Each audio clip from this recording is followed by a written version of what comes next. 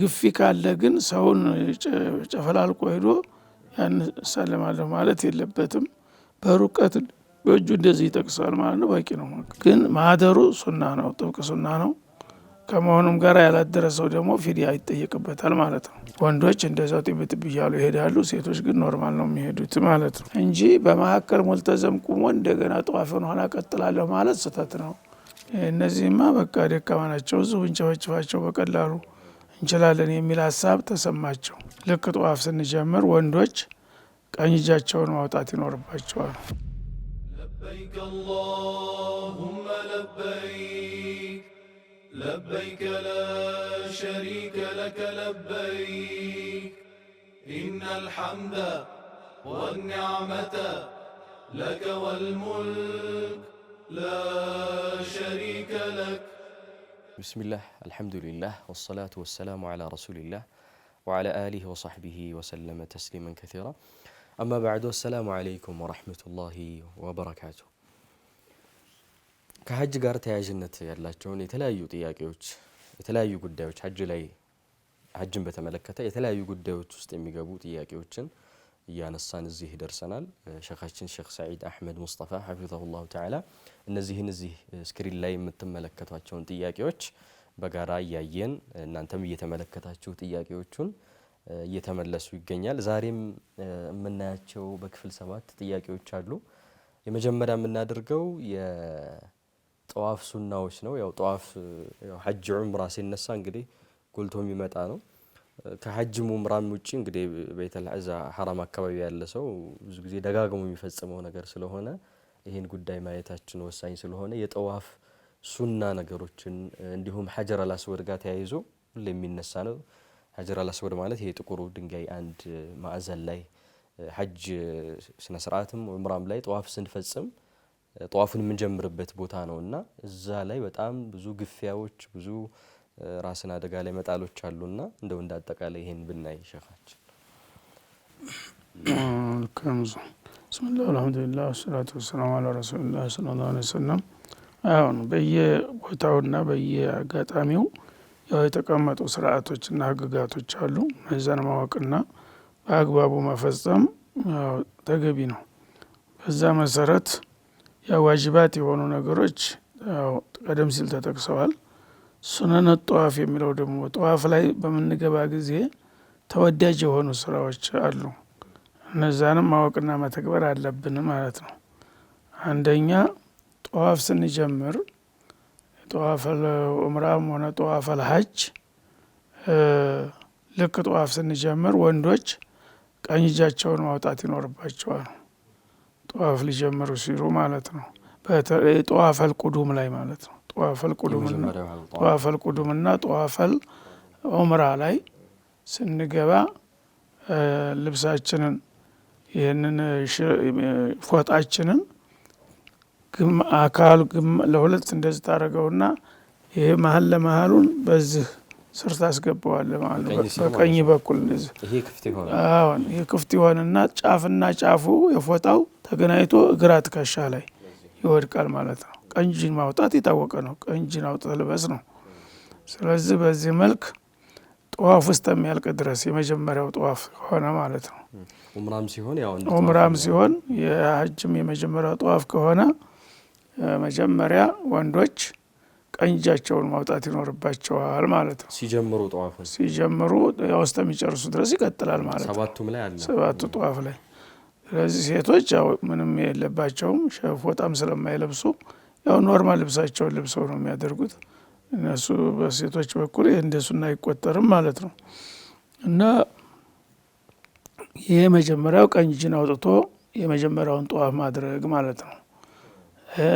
ከዛ በኋላ ደግሞ ረመል የሚባል ከዛው ጋር የተያያዘ ነገር አለ። ወንዶች አሁንም ልክ ሐጀር አልአስወድ ጥቁሩ ድንጋይ ፊት ለፊት ነው የሚጀመረው ጠዋፉ። ከዛ ጀምረው 3 ዙር እስከሚዞሩ ድረስ ያለማቋረጥ እንደ ሶምሶማ ነው የሚሄዱት ማለት ነው። ማረትረት ይባላል። እና ዱብ ዱብ እያለ በጣም እንትን ሳይል እርምጃውን ሳያረዝም እዛው ጥብ እያለ ይሄዳል ማለት ነው። ልክ ንቃት እንደሚያሳይ ሰው ማለት ነው።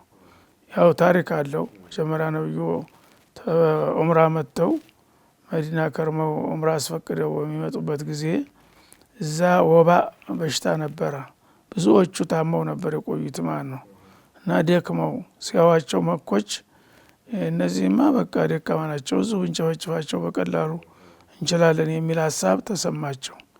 ያኔ ይሄ መረጃ ሲደርሳቸው ነብዩ ጉልበት ያላቸው መሆኑን ብቃት ያላቸው መሆኑን ለማሳየት መጀመሪያ ጠዋፉን ስትጀምሩ ጥብ ጥብ እያላችሁ ነው እንደ ጥጋበኛ ጎረምሳ መሄድ ለፈስፈስ ናቸው እንዳትታዩ ብለው ነገሯቸው።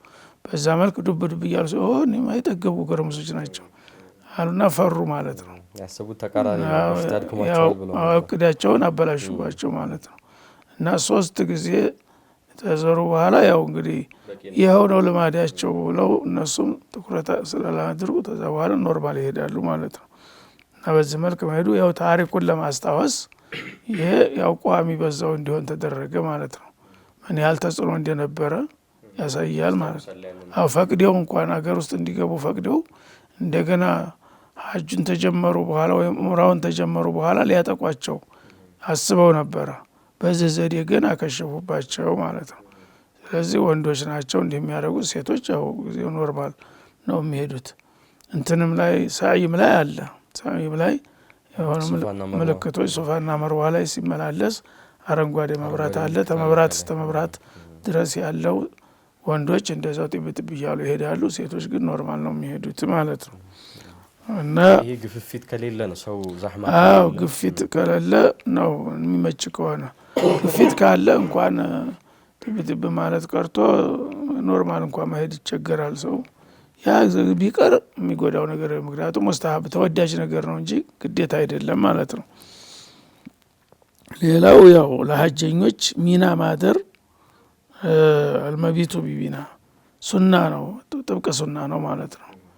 እና ስራ በሚሰራባቸው ቀናቶች ሌሊቶች ሌሊቱን በተለይ እዛው ማደር አለበት ማለት ነው። የመጀመሪያም ገና 8ኛው ቀን ሲሄድ ማደርም ሱና ነው። ተዛም ተመልሶ ስራዎች ዋጅብ ናቸው ጀመራት ምናምን የሚባሉት፣ ግን ማደሩ ሱና ነው፣ ጥብቅ ሱና ነው። ከመሆኑም ጋር ያላደረሰው ደግሞ ፊዲያ ይጠየቅበታል ማለት ነው። እዚህ ላይ ሸኻችን ይሄ ጠዋፉ ላይ ግን አንዳንድ ሰዎች ሀጀረል አስወድ በተጨማሪ ሌላ ሩክኖችን የሚጋፉበት ሁኔታ አለ። እዛው ጠዋፉ ላይ ራሱ ሀጀረል አስወድ እንዳለ ሁሉ ሌሎች በማዕዘኑ በየካዕባው ክልል ሁሉ አራት ረድፎች አሉት። ያው የታወቀ ነው። ሀጀረል አስወድ ያለው ያው እንግዲህ በመጀመሪያ ቦታ ላይ ነው፣ ጠዋፍ የምንጀምርበት ቦታ ላይ ነው። እዛ ላይ ክፍት ከሆነ ችግር ከሌለ ራሱም ሳይጎዳ ሌላም ሰው ሳያስቸግር በአጋጣሚ ታገኘ በእጁም ሊነካ ይችላል፣ ሊስምም ይችላል ማለት ነው። ከግፊ ካለ ግን ሰውን ጨፈላልቆ ሄዶ ያን ሰለማለሁ ማለት የለበትም። በሩቀት በእጁ እንደዚህ ይጠቅሳል ማለት ነው፣ በቂ ነው። ሌሎቹ ሩክኖች ግን ሌሎቹ የቤት ሩክኖች ያው 4 ሩክን ነው። ያ አንደኛው ያው ለቻለ ሰው ይዘይራል፣ ያልቻለ ደግሞ ጥቅሻ ያደርጋል ነው። ከዛ ሌላ ሩክነል የማኒ ወደ እሱ ከመድረሳችን በፊት ያለው ደግሞ እንደዚሁ በጥቅሻ ነው የሚደረገው። ዛህማ በሚኖርበት ዛህማ ከሌለ በእጁ መንካት ይቻላል፣ በእጁ መንካት ይችላል። ግፊ ከሌለ አበስ ምናምን የለም፣ በእጁ መንካት ነው የሚቻለው ማለት ነው። ሌሎቹ ሁለቶቹ ግን ያው ሸማልና እንትን የሚባሉት አይነኩምም አይጠቀስምም ማለት ነው። ይህን ለይተን ማወቅ አለብን። በነገራችን ላይ እንደ ማስተሳሰቢያ እነዚህ ሁሉ ስርዓቶች በመጽሐፍ ተዘጋጅቶላቸዋል። መጽሐፎች ተተርጉሟል። በአማርኛም አሉ መጽሐፎች፣ ሀገራችን ቋንቋዎች አሉ። ስለዚህ በእንግሊዘኛም አለ ከተፈለገ፣ እዛም ራሱ በአረበኛ ከሆነማ በሽበሽ ነው በቃ። ስለዚህ እነዛ መጽሐፎች መጠቀም ደግሞ ማንበብ የሚችሉ ሰዎች አስፈላጊ ነው። ምክንያቱም ይሄ ሁሉ ነገር እዛ ሲሄድ ድብልልቁ ነው የሚወጣበት ሰውየው። እዚህ እንዲያው ቢያጠናው እንኳን ተጥቢቅ ላይ ይቸገራል ማለት ነው፣ በተለይ ጥሩ ጓደኛ ከሌለህ። ስለዚህ መጽሐፉን መያዝ አለብህ። ቁጭ ባልክበት ቦታ ሁሉ ታጠናዋለህ፣ እንዲያትረሳው ታደርገዋለህ ማለት ነው። እዚም እንግዲህ አንዋር አካባቢ ይሸጣሉ፣ በተለይ በአሁኑ ሰዓት። ለመያዝ እንዲመቹ ደግሞ በኪስ ለመያዝ የሚመቹ ትንንሽ ነው የተዘጋጁት። እነዛን መጽሐፎች ብትይዙ አጠቃላይ ነጥቦችን በባርት እያደረጉ አርካን የሚባሉት እነዚህ ናቸው፣ ሸርጥ የሚባሉት እነዚህ ናቸው፣ ዋጅባት የሚባሉት እነዚህ ናቸው፣ ሱና የሚባሉት እነዚህ ናቸው፣ እንደገና ማህዙራት ክልክል የሚባሉት እነዚህ ናቸው፣ ይህን ክልክል ከሰራ ደግሞ መቀጫቸው ይሄ ነው የሚለውን በደንብ ስለሚያስቀምጡ አሁን ዝም ብሎ ቢሰማም ይረሳዋል፣ እንዲህ ሰው ይምታታበታል ማለት ነው። ስለዚህ እነዚህን መጽሐፎች ያው መክተባዎቹ ተመጽሐፍ ቤቶች እየገዛችሁ ብትይዙ በጣም ይረዷቸዋል፣ ይጠቅሟቸዋል። ከዛም ጋር ደግሞ ልምድ ያለው ሰው ጋራ ኢልም ያላቸው ሰዎች ጋራ ብትጣመሩ የበለጠ የተሳካ ይሆናል ማለት ነው። ሌላው ጠዋፍ ላይ ብዙ ጊዜ ከቁጥር ጋር አንዳንዴ 7 መሆን አለበት መሙላት አለበትና የቁጥር መሳሳት ይኖራል። ያን ጊዜ ያው ምን መሆን እንዳለበት ባለፈው አንስተናል። የቂኑ ላይ እርግጠኛ የሆነው ላይ መሙላት አለበት ይባላል። ግን አንዳንዴ 7 አድርጎ ራሱ ለህቲያጥ ብሎ አንዳንዴ ዝም ብሎ የሚጨምራል እንደው ከጎደለም ብሎ በምናልባት አይደረግም። መጀመሪያ መጠንቀቅ አለበት ቁጥሩን መሙላቱ ለማረጋገጥ። ከሞላ መሙላቱ ከተረጋገጠ ተጨማሪ ከሆነ ቢድዓ ሆነ ማለት ነው። ምክንያቱም ኢባዳ ላይ መጨመርም መቀነስም አይቻልም እና መጀመሪያውኑ ጥንቃቄ ማድረግ ያለበት እንጂ መጠባበቅ ያደርጋለሁ ማለት አግባብ አይደለም። ምክንያቱም የሸክ በር እየከፈትክ ነው ራስህ ማለት ነው። መጀመሪያውኑ 7 ጊዜ ነው የሚደረገው። እያንዳንዷ ያው ሂሳብ ይዘህ በጣትህ እንዲህ እያልክ መሙላትህን ካረጋገጥ መጠባበቂያ የሚባል ነገር አያስፈልግም ማለት ነው። እርግጥ አልሞላሁም ታልክ ግን በሆነ ምክንያት ወይም ግፊው ምናምን ትርምስ ይመጣና ይደነጋገራል። አልሞላሁም እስካልክ ድረስ ግን እርግጠኛ እስከምትሆን ድረስ ትጨምራለህ ማለት ነው። እንደው ከዱዓ ጋር የተለየ ነገር አለው? እያንዳንዱ ሸውጥ ላይ የሚደረግ ዱዓ ካለ ወይም ደግሞ በሩክኖች መካከል የተመደበለት ዱዓ ካለ? ተመደበ ዱዓ ረበና አቲና ፊ ዱንያ ሐሰነተን ወፊ ልአኺረቲ ሐሰነተን የሚለው ተሩክነል የማኒ አንስቶ ሀጀረል አስወድ ባለው ቦታ ላይ ይህን ማለት ተሰምቷል ከነቢዩ ዓለይሂ ሰላቱ ወሰላም። ተሩክነል የማኒ እስከ ሀጀረል አስወድ ድረስ ባለው ረበና አቲና ፊ ዱንያ ሐሰና ወፊ ልአኺረቲ ሐሰነተን ወቂና አዛበናር የሚለውን ማለት ይመረጣል ማለት ነው። ከዛ ሌላ ያለው አንተ የፈለግከውን ሀጃን ዱዓ ማድረግ ትችላለህ፣ ዚክር ማድረግ ትችላለህ እንጂ በዚህ በአንደኛ ዙር ይሄንን፣ በሁለተኛ ዙር ይሄንን፣ በሶስተኛ ዙር ይሄንን እያሉ የጻፉ መጽሐፎች አሉ። ያ የራሳቸው አስተያየት ነው። በዛ መልክ ነብዩ መድበዋል ማለት አይደለም። እንግዲህ ያላወቀ ሰው ይህም ቢሆን ከኔ የተሻለ ነውና ላደርግ ካለ ሊያደርግ ይችላል። ግን ያ ልክ ሸሪዓው እንደመደበው አድርጎ መወሰድ የለበትም ማለት ነው። ማንኛውንም ዚክር ማድረግ ትችላለህ። ረክመል የማኒ ስትደርስ ሀጀረል አስወድ ድረስ ረበና የሚለውን ትደጋግማለህ በየዙሩ ማለት ነው። ጀዛኩሙላሁ ኸይር። ምናልባት አሁን ከዚሁ ከጠዋፍ ጋር በተያያዘ ይሄ ሙልተዘም አለ ዱዓ ጋር በተያያዘ የተለየ ቦታ የሚሰጠው በሀጀረል አስወድና በካዕባ በር መካከል ማለት ነው። ያንን ፈልገው አንዳንድ ሰዎች ጠዋፉን ትተው መሀል ላይ ማለት ነው ጎራ ብለው እዛ ጋር እንደገና ጠዋፍ መቀጠል ሁኔታ አለና ሁለቱን እንዴት ነው ማስኬድ የሚቻለው? ያ ለማወቅ ነው። ይህ ስህተት ነው። ጠዋፉ እንደ ሶላት እኮ ነው። ጠዋፉ ከሶላት ለአነኩም ተተከለሙን ነው ያሉት። እና አንድ ሶላቱ ተገባ በኋላ በመካከል ሌላ ስራ ትሰራለህ? ጠዋፉ ሶላቱ ሳታጠናቀቅ ጠዋፍ ሶላት ነው ብለዋል ረሱል ዓለይሂ ሰላቱ ወሰላም። ስለዚህ ታቅም በላይ የሆነ ችግር ያጋጠመው ያታመመ ሰው ወይ ምናምን አንዳንድ ጊዜ የደም ግፊት ያለባቸው፣ ሱከር ያለባቸው ግፊው ሲያገላታቸው ተዝለፍልፈው የሚወድቁበት ሁኔታ አለ። ያ ከሆነ ዑዝር ነው፣ ምንም ችግር የለም ማለት ነው። ረፍት አድርጎ እንደገና ይቀጥላል እንጂ በመካከል ሙልተዘም ቁሞ እንደገና ጠዋፍን ሆና ቀጥላለሁ ማለት ስህተት ነው። ምክንያቱም ጠዋፍ ተከታታይ ነገር ነው፣ ሰንሰለት ነው፣ መቀጠል አለብህ። ያው ግፊው ታገደህ አቅም በላይ ነው፣ ምንም ትቆማለህ ማለት ነው። በሚከፈትልህ ጊዜ ግን ያው መቀጠል አለብህ እንጂ በመካከል እንግዲህ ሰዎች የጨረሱት ሰዎች እዛ ዱዓ ሲያደርጉ ሲያዩ የማያውቁ ሰዎች ናቸው። በመሀል እያቋረጡ ይመስለውና እሱም ወዲያው ያቋርጣል ማለት ነው። ላ መቆም የለም። ጠዋፉን ሳትጨርስ እዛ ሙልተዘም የሚባለው ቦታ ላይ መቆም ክልክል ነው ማለት ነው። ማድረግ ያለብህ ጠዋፉን ታጠናቅቅና ሀጀረል አስወድ ጀርባ ሄደህ ቦታ ካገኘህ ረካዓተይን ትሰግዳለህ። ተረካዓተይን በኋላ ነው እንደገና ገብተህ ሙልተዘም መግባት መቆም ያለብህ ዱዓ ማድረግ ያለብህ። ጀዛኩሙላሁ ኸይራን። ስለ ኢጥባዕ ያው ሱና መሆኑን አንስተናል። ይሄ እጁን ቀኝ እጁን የሚያወጣበት ሁኔታ ማለት ነውና ይሄ የሚሆነው ያው የመጀመሪያው ጧፍ ላይ መጀመሪያው ጧፍ ላይ ሌላው ጧፍ ላይ አይደረግም። ቀኝ እጅ ማውጣት የሚባል ነገር የለም። ጧፎች ብዙ ናቸው። ጧፈል ኢፋዱ አለ፣ ጧፈል ወዳ አለ፣ ጧፈል ቁዱም አለ፣ ቁዱም ላይ አለ። ግን ጧፈል ቁዱም ብቻ ነው እና የዑምራ መጀመሪያ ጧፍህ ከሆነ ብቻ ነው ቀኝ እጅህን የምታወጣው። እሱም ጧፍን እስከምትጨርስ ጧፍን ሲጨርስ ረካዓተይን ትሰግዳለህ፣ 2 ረካዓ ትሰግዳለህ አይደለም። እዛ ስግደቱ ላይ ራሱ ማስገባት አለብህ። ስግደቱ ላይ ስትደርስ በቃ ጧፉን ጨርሰሃል፣ አበቃ። ቀኝ እጅ ማውጣት ይቆማል እዛ ላይ። ሶላቱን ሁለቱንም ትከሻህን አልብሰህ ነው መስገድ ያለብህ ማለት ነው። አንዳንዶቹ ያው የመዝሀብም ችግር አለ። አንዳንድ መዝሀቦች ዝም ብሎ ሀጅ እስከምትጨርስ ድረስ እንዳታስገባ ብሎ አረፋ ድረስ። አንዳንዶቹ እንግዲህ የቅንጦ ሰዎች ሀብታሞች ምናምን ሰውነታቸው ፀሐዩ ምናምን ሲያቃጥለው ጉበት ይመስላል፣ ይቃጥላል በሙሉ እንዳታስገባ ተብሏል። አንተ መዛብህ እንደዚህ ነው ተብሎ ተልኳል። ወኛ ላኩትን አይረሳም። አስገባ ቢሉት ነፊያ አና ማሙላዘብ ይልሃል። ፓኪስታኖቹ፣ ባንጋሎቹ፣ የምስራቅ ሰዎች በሙሉ ሀነፍያ ናቸው። ሀነፍያው ደግሞ ሁልጊዜ ይህን እንግዲህ ሀዲሱም ጊዜው አልደረሳቸውም መሰለኝ ያው ምን አዳቢ ጠዋፍ ብለው በቀጥታ ሀጅ ጀምረህ እስከምትጨርስ ነው። አረፋ ሁሉ ሚና ሁሉ ቀኝ እጅን አውጥቶ ነው የሚሄደው። ያስተት ነው እና እዛው ረካዓተይ ጠዋፍ ላይ ያልቃል ቀኝ እጅ ማውጣት ማለት ነው።